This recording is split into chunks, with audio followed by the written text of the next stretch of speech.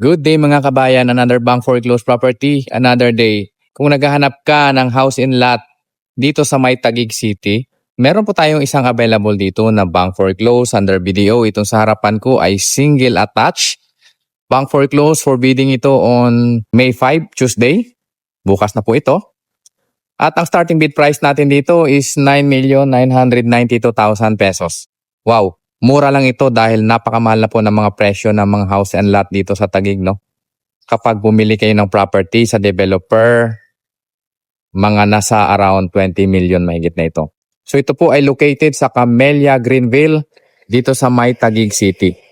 Along the highway lang po ito. Ayan, walking distance lang po. Nandyan na po yung guardhouse natin, yung gate natin. Napakalapit lang ito sa lahat, no? So ang lot area natin dito 118 square meter. And the floor area of 78 square meter.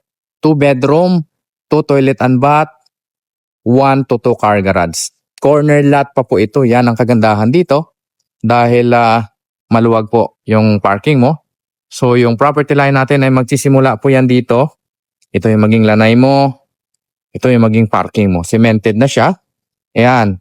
Kung makikita nyo po. Ikutin lang natin saglit yung paligid ng bahay. So ito po, kasya dito, motor mo, or dito sa may likuran, pwede mo siyang gawing service area, laundry area, or kung dalawa sasakyan mo, pwede mo rin gawing parking area ito. Maluwag po ang likuran ng bahay na to.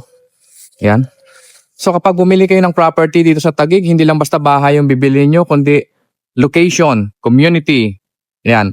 Dahil napakamahal na po ng mga property dito sa Taguig, no? Ito po ay house and lot, corner lot pa.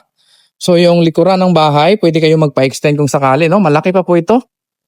Pwede kayo magpa-extend sa gilid or dito sa likuran. Nasa mahigit 3 meters to. Sa tansya ko, nasa around 3.5 meters po yung laki ng likod. So dito na lang tayo dadaan, papasok ng bahay. Yan.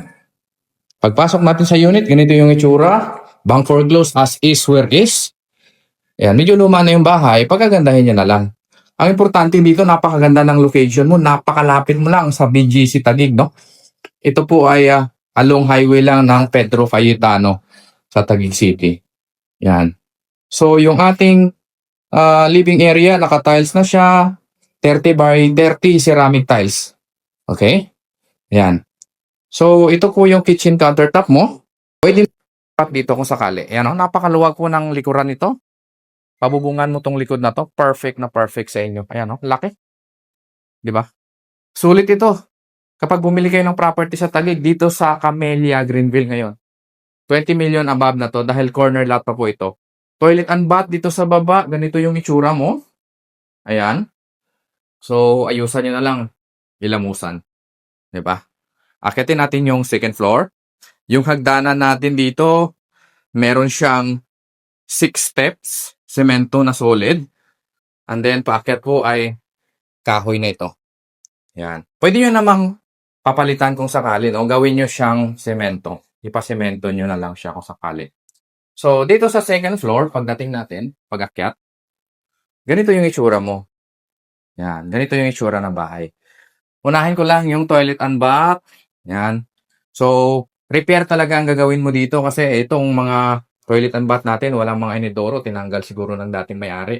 Kaya sa amin yan, nasira na rin, i-repair nyo na lang kung sakali, no? Yan.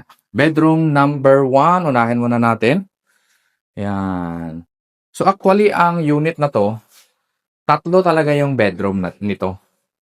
Kaya lang, ginawa ng dating may-ari, pinag-isa niya yung isang bedroom, kaya naging 2 na lang. Walang leak ng tubig po yung ating mga ceiling. Ito po yung sinasabi ko. So, dapat, kwarto pa ito. Kaya lang, ginawa ng dating may-ari, pinag-isa niya, tinanggal niya yung partition para ito yung magiging master's bedroom niya. Yan, di ba? So, pwede nyo namang ipa-extend itong sakali para lalong lumaki yung bahay, no? Ayan, ito yung isang pintuan. Di ba?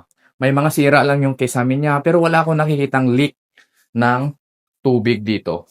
So, yung cabinet na to, pwede nyo namang patanggal yan. Movable naman siya. Meron lang siyang mga wallpaper. Pero maayos po ito. Maayos ang mga Camellia ng mga house and lot. Wala akong nakita mga leak. May balcony dito. Ito yung itsura niya. Malaki pa. Yan, malaki pa. Pwede kayong mag-sightseeing sa inyong mga kapitbahay. Pero kung ako yung tatanungin, kung may budget kayo, pwede nyo gawing walk-in closet itong balcony na to. Patakpan nyo, palagyan nyo ng bubong, tapos gagawin nyo siyang walk-in closet. Marami kayong magagawa dito kasi corner lot ito. 'Di ba? At malapit lang talaga siya sa gate. Ayan na po, oh. Walking distance lang, highway na. 'Di ba? Panalo kayo sa unit na to. For bidding ito, May 5. Kung interested kayo sa property na to, ang starting bid price natin dito is 9,992,000 pesos. Kung gusto nyo ng tulong, kung gusto nyo mag-viewing sa property na to, kontakin nyo lang ako, nasa screen ko lang ang number.